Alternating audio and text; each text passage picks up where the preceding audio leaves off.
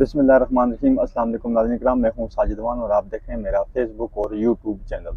नाज़रीन किराम, जनरल बाजवा साहब रिटायर हो गए, वो माजी का हिस्सा हो गए और जनरल मुनीर सैयद जनरल मुनीर आसम साहब जो है ना वो आर्मी चीफ बन गए हैं। दूसरी तरफ इमरान खान साहब ने जो फैसला किया था कि तमाम प्रोविंशियल जो असम्बलीज़ हैं उनमें वो उनको डिज़ोल्व कर देंगे, लेकिन इस हवाले से बड़ी अहम कुछ ख़बरें हैं मैं आपके सामने आज रखूँगा कि इमरान खान साहब असम्बली किस सूरत में डिज़ोल्व कर सकते हैं और पीडीएम के पास क्या सिचुएशन है इन असम्बलीज़ को बचाने की, और अगर ये असम्बलीज डिज़ोल्व हो जाती हैं क्या ज़मीनी इलेक्शन हो सकते हैं। तमाम तफसीलात आज इस व्लॉग में रखूँगा। मेरी आपसे रिक्वेस्ट है, मेरी यूट्यूब चैनल को सब्सक्राइब कर दें, बेल आइकन पर क्लिक कर दें ताकि मेरी जो भी अपडेट्स हैं वो आपको बासानी मिलती रहें। नाज़रीन किराम, इमरान खान साहब का ये जो फैसला था ये तमाम तर हल्कों में इस तरह बिजली बन के गिरा कि जिस तरह एक बहुत ज़्यादा जो हर जगह से एक परेशानी का माहौल बना हुआ है पीडीएम के अंदर, इस्टेब्लिशमेंट के अंदर, क्योंकि अभी जो हालात हैं वो इस्टेब्लिशमेंट ने तमाम तरह सियासी जमातों से अपने हाथ खींच लिए हैं। इस्टेब्लिशमेंट बिल्कुल इस्टेब्लिशमेंट की जिन नई इस्टेब्लिशमेंट आई है, जो नए आर्मी चीफ आए, इन्होंने तमाम तरह जो हालात हैं वो उनको कंट्रोल करने की कोशिश शुरू कर दी गई है, क्योंकि इस वक्त जो ना पंजाब असम्बली में अंदर जो तोड़ फोड़ का वो जो सिलसिला वो जारी है। अगर दो तरीके हैं, सुनने में ये आ रहा है कि ये खबर ये है कि जो पीडीएम वो बैक वक्त दो तरीके पेश करेगी। एक तो गवर्नर जो है ना वो परवेज़ इलाही साहब को कहेंगे कि आप एतमाद का वोट लें और कुछ ही वक्फे के बाद, कुछ ही देर के बाद फ़ौरन से परवेज़ इलाही साहब को ये कहा दिया जाएगा कि उनके खिलाफ तहरीक एतमाद जो है ना वो लाई जाएगी। उस सूरत में तमाम जो मुस्लिम लीग नून और पीडीएम के जितने भी एमपी हैं उनको लाहौर बुला लिया गया है। दूसरी तरफ फवाद चौधरी साहब ने यह कहा कि हम दोनों तरीकों को फुल फोर इलेक्शन करवा के इनको ख़त्म कर देंगे, यानी फारिग कर देंगे। तो होगा क्या नाज़रीन किराम, अगर एतमाद का वोट आता है तो परवेज़ इलाही साहब की क्या सिचुएशन, और अगर एतमाद आती है तो परवेज़ इलाही साहब किस सिचुएशन में खड़े होंगे, क्या हालात होंगे। हालात ये होंगे कि परवेज़ इलाही साहब जो है ना इस वक्त उनके जो नंबर हैं वो तकरीबन 190 के करीब है पंजाब असम्बली में। अगर एतमाद का वोट का कहा जाता है तो वो बासानी ले सकेंगे क्योंकि उसमें कोई इतना बड़ा मसला नहीं है। दूसरी तरफ अगर तरीके एतमाद आ जाती है तो उस सूरत में पीडीएम को अपने नंबर्स पूरे करने पड़ेंगे, क्योंकि पंजाब असम्बली में पीडीएम को फिर वोटिंग जब होगी तो उसमें सिर्फ तहरीक इंसाफ और काफली के वोट शामिल नहीं होंगे, तो उसमें पीडीएम के जो वोट होंगे वो असम्बली के अंदर होंगे, वो अपनी हक राय का इस्तेमाल करेंगे। और उस सूरत में जो ना पीडीएम के नंबर्स अभी तक पूरे नहीं हैं। उसकी वजह यह है कि आपके सामने तमाम नंबर्स गेम, उसकी वजह यह है कि अगर पीटीआई का या काफली का कोई मेंबर इनके खिलाफ जाता तो वो डी सीट हो जाएगा। तो इस सूरत में पीडीएम के जो अपने नंबर्स हैं, टोटल तकरीबन जो 4000 उम्मीदवार हैं एक हकराए पार्टी का और बाकी 7 पीपल्स पार्टी का और बाकी नूनी के मिला के ये तकरीबन नंबर्स बहुत जो है ना वो पूरे नहीं बनते जो परवेज़ इलाही साहब को वहाँ से हटा उस तरीके एतमाद में वो कामयाबी से परवेज़ इलाही साहब को हटा सकें।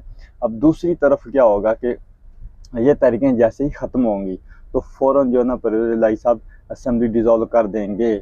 लेकिन दो सूरतें हैं, परवेज़ इलाही साहब पे जाता है। अगर परवेज़ इलाही साहब ये असम्बली डिज़ोल्व नहीं करते, वो मुस्लिम लीग नून के साथ मिल जाते हैं या पीडीएम के साथ मिल जाते हैं, तो इमरान खान साहब को एक बड़ा झटका भी लगेगा। लेकिन उस सूरत में परवेज़ इलाही साहब का एक बड़ा नुकसान होगा, क्योंकि जो हालात अभी सिनेरियो चल रहा है उसमें जो मकबूलियत है, जो अवाम में मकबूलियत है वो तहरीक इंसाफ की है। पंजाब में भी बहुत ज़्यादा आपने देखा कि ज़मीनी इलेक्शन हुए तो तहरीक इंसाफ आगे आगे जो है ना वो जा रही है। दूसरी तरफ अगर परवेज़ इलाही साहब इमरान खान साहब का साथ देते हैं तो हो सकता है कि इमरान खान साहब जो है परवेज़ इलाही साहब को सीट एडजस्टमेंट में कुछ साथ दें और 20-25 सीटों पे इमरान खान साहब जो है परवेज़ इलाही साहब को पंजाब में मौका दें। लेकिन अगर आप ये कहें कि अगर ये तहरीक नाकाम होती है और असम्बली डिज़ोल्व हो जाती हैं तो परवेज़ इलाही साहब क्या वज़ीर आला बन पाएंगे दोबारा तहरीक इंसाफ में। तो नाज़रीन किराम, अगर तहरीक इंसाफ पंजाब में इलेक्शन जीत जाती है तो कभी भी नहीं परवेज़ इलाही साहब को वज़ीर आला बनाएंगे, वो अपना वज़ीर आला लेके आएंगे क्योंकि वो 2/3 अक्सरियत से आएंगे। तो एक बड़ा परवेज़ इलाही साहब कन्फ्यूज़ हैं, कभी वो सोच रहे हैं मैं इधर जाऊँ या इधर जाऊँ। दोनों हालात में अगर वो हट जाते हैं, डिज़ोल्व करते हैं तो भी परवेज़ इलाही वज़ीर आला नहीं रहेंगे, और अगर वो नहीं हटते तो भी वो वज़ीर आला जो है ना वो नहीं रहेंगे। उसकी वजह है कि मुस्लिम लीग नून अगर हुकूमत बनाती है तो फिर मुस्लिम लीग नून नवाज शरीफ साहब या शहबाज शरीफ साहब अपना वज़ीर आला लेके आएंगे। अगर परवेज़ इलाही को इस तरीक़ में वो हटा देते हैं तो वो किसी सूरत में परवेज़ इलाही साहब को जो है ना वो नहीं बनाएंगे वज़ीर आला। तो ये बड़ा एक माहौल टेंशन सा बना हुआ पंजाब में। अभी जो हालात ये चल रहे हैं कि इस वक्त आज परवेज़ इलाही की इमरान खान साहब से मुलाकात होने वाली है। इस मुलाकात का जो हवाला वो ये कुछ यूँ है कि इसमें परवेज़ इलाही साहब इमरान खान साहब को मुतमईन करने की कोशिश करेंगे कि आप जो ना फ़िलहाल असम्बलीज़ रहने दें, ना डिज़ोल्व करें, हम आगे चलते हैं इलेक्शन में, क्योंकि कुछ ऐसे प्रोजेक्ट हैं परवेज़ इलाही साहब ने शुरू किए हुए पंजाब में जिनको वो आगे तक लेके जाना चाहते हैं ताकि वो फंड ना रुकें। उससे जो परवेज़ इलाही साहब को जो ना वो आंदा इलेक्शन में जो है ना वो कामयाबी मिलने वाली है। तो इमरान खान साहब अगर ना मुतमईन हुए तो परवेज़ इलाही साहब को अल्टीमेटली जो है ना असम्बली डिज़ोल्व करना पड़ेंगी, और अगर वो कर देते हैं तो उस वक्त फिर ना ये हालात ज़मीनी इलेक्शन का, जैसे इलेक्शन कमीशन ने कहा था कि हम इलेक्शन करवा देंगे, ज़मीनी इलेक्शन करवाएंगे, तो बिल्कुल पॉसिबल ही नहीं है कि जब 2 असम्बली डिज़ोल्व हो जाए उसमें ज़मीनी इलेक्शन नहीं होंगे, उसमें फिर पूरे जो है ना इलेक्शन होंगे, फिर नई हुकूमत बनेगी, उसमें किसकी बनती है, PTI की बनती है या PDM की बनती है। तो इसमें जो है ना मुख्तलिफ राय आ रही हैं, क्योंकि जो मकबूलियत है वो PTI के सामने वाज़ेह अक्सरियत नज़र आ रही है। तो मुमकिन है कि इमरान खान साहब दोबारा अपनी हुकूमत बना पाएँ।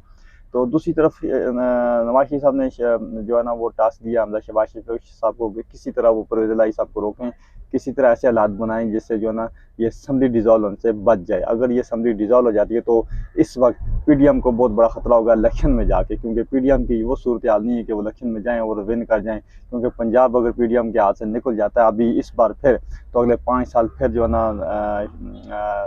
नवाज़ शरीफ साहब या शहबाज शरीफ साहब के लिए बहुत मुश्किलात पेश आएंगी।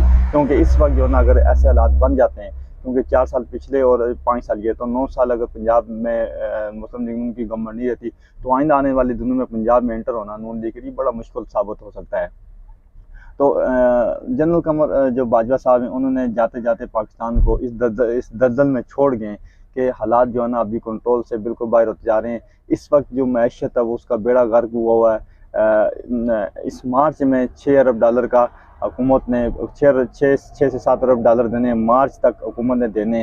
अभी IMF से पैसे नहीं मिले कि ये पैसे कब मिलेंगे IMF से हुकूमत को, इसका कुछ कहा नहीं जा रहा। IMF अभी तक जो है ना वो मानने से इनकार है, क्योंकि उनके कुछ जो वादे थे वो पूरे नहीं हुए।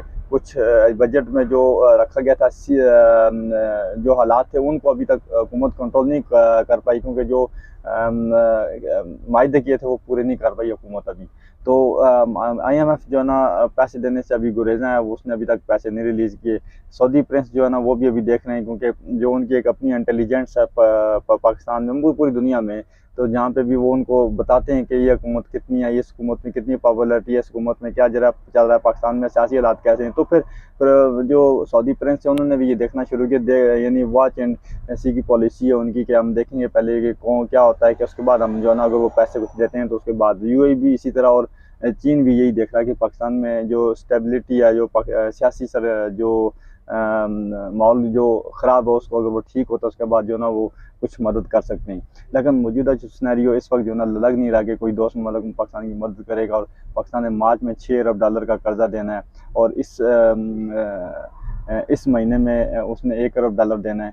तो पाकिस्तान के पास इस वक्त टोटल $7 अरब पड़ा हुआ है, वो भी उसमें $6 अरब पाकिस्तान ने लगा ही नहीं सकता, उसका मायदा है, क्योंकि वो डिपॉजिट है कुछ सऊदी अरब के, कुछ चीन और UAE के। तो पाकिस्तान अभी इस हालात में नहीं है कि वो जो है ना अपने आप को संभाला दे सके। तो अल्टीमेटली जो है ना ये तमाम था जो क्रेडिट है वो बाजवा साहब को जाता है, क्योंकि उन्होंने जाते जाते पाकिस्तान को इस नैज पे पहुँचा दिया कि हालात जो है ना वो मज़ीद बिगड़ते चले जा रहे हैं।